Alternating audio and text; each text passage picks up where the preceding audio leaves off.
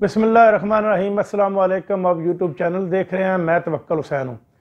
گزشتہ رات فواد چودھری کو جو ہائی کورٹ میں پیش کیا گیا لاہور میں، تو وہاں پر اس کو جو پروٹوکول دیا گیا، اس سے تو لگتا تھا کہ ایسے کہ گورنمنٹ پاکستان نے، اس امپورٹڈ سرکار نے کوئی انتہائی بڑا دہشت گرد پکڑ لیا ہے، اور اس کو لاہور ہائی کورٹ میں منہ کے اوپر کپڑا ڈال کر پیش کیا گیا، جبکہ جو لوگ چور ہیں جنہوں نے اس ملک کو لوٹا ہے ان کو باعزت پیش کیا جاتا ہے۔ ان کو پہلے بتا دیا جاتا ہے کہ آپ کو عدالت میں پیش کرنا ہے اور آپ پہلے میک اپ کر لیں، اچھا سوٹ پہن لیں، آپ نے میڈیا کے سامنے آنا ہے۔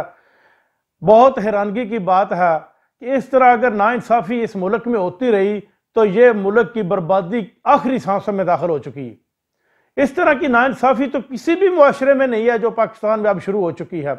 نواز شریف کو، شہباز شریف کو، حمزہ شہباز کو، سلمان شہباز کو، مریم نواز کو، اور آصف زرداری کو، فریال تارپور کو، الطاف حسین کو، اس کے علاوہ خالد مقبول صدیقی کو، فضل الرحمان کو، ان کو تو نہیں منہ کے اوپر کپڑا ڈال کر عدالت میں پیش کیا گیا، جبکہ یہ وہی خالد مقبول صدیقی جن کے اوپر یہ الزام تھا کہ یہ را کے ایجنٹ ہیں اور را کے لیے کام کرتے ہیں، انڈیا کے بہت زیادہ دورے کر چکے ہیں، اور اس میں کوئی شک بھی نہیں ہے۔ کراچی میں جتنے بھی حالات خراب ہوئے تھے، جتنی بھی بوری بند لاشیں تھیں، وہ راہ اس میں ملوث تھی، اور ایم کیو ایم ملوث تھی، ایم کیو ایم سے وہ کرواتے تھے اور راہ پیچھے سے پش اپ کرتی تھی۔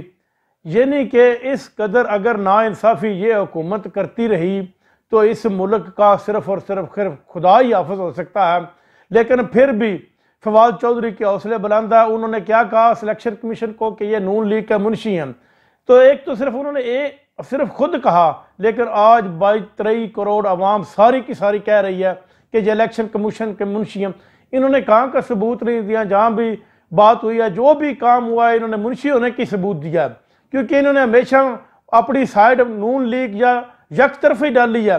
انہوں نے نیوٹرل رہنے کی کبھی بھی کوشش نہیں کی، اور جب بھی انہوں نے کوشش کی ہے کسی نہ کسی پارٹی سے الحاق کی کوشش کی ہے، اور دو نمبری اور ٹیمپرنگ کرنے کی کوشش کی ہے ہمارے الیکشن کمیشن نے۔ اگر یہ صرف ایک ادارہ کام کرتا، الیکشن کمیشن ہی صحیح ایمانداری کے ساتھ کام کرتا، تو ممکن تھا کہ جتنی بھی آنے والی حکومتیں اور آنے والے یہ کرپٹ لوگ جو 3-3 کروڑ روپیہ خرچ کر کے آتے ہیں اور پھر کتنے کروڑ یہ بناتے ہیں، ان سے تو پوچھے الیکشن کمیشن کہ آپ کو اجازت ہے 50 لاکھ روپے کی، آپ 3 کروڑ کس طرح خرچ کر لیتے ہو، آپ ہمیں ثبوت دیں۔ تو ان سے نہیں پوچھتے، اور ایک آدمی نے جس نے منشی کہا اس کو یہ منہ کے اوپر کپڑا ڈال کر عدالت میں پیش کر رہے ہیں۔ اب منی بجٹ ایک دفعہ پھر آ رہا ہے، اور یہ اس امپورٹڈ سرکار کا کارنامہ ہے۔ اس منی بجٹ میں عوام کے اوپر بہت بھاری بھار ٹیکس لگائے جائیں گے، اور اس قدر ٹیکس لگائے جائیں گے کہ عوام کا برکس نکل جائے گا، اور مہنگائی آسمان کو چھونے لگے گی۔ پہلے ہی غربت میں 20% سے امپورٹڈ سرکار میں اضافہ کر دیا، اور مزید 20% اضافہ ہو جائے گا۔ اگر اسی طرح کے ٹیکس آتے رہے تو عوام کا صرف اور صرف اللہ ہی حافظ ہوگا۔ عوام کو اب نکلنا پڑے گا، عوام کو اپنا حق چھیننا پڑے گا۔ لیڈر رہنما ان کو مل چکا ہے۔ یہ واحد ایک پاکستانی قوم ہے جو خود بخود سڑکوں پر نہیں نکلتی۔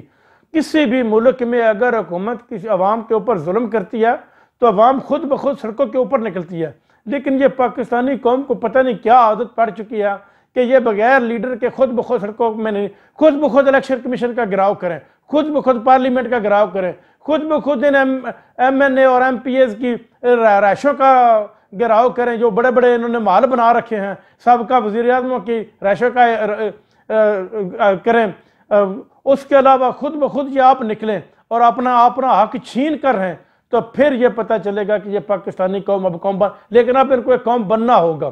اگر اب بھی یہ قوم نہیں بنے تو پھر ایسے ہی مار پڑتی رہے گی اور ایسے ہی کام چلتا رہے گا۔ ناظرین، اب تک کے لیے اتنا ہی، اپنا خیال رکھیے گا اور میرے اس چینل کا بھی خیال رکھیے گا۔ اللہ حافظ۔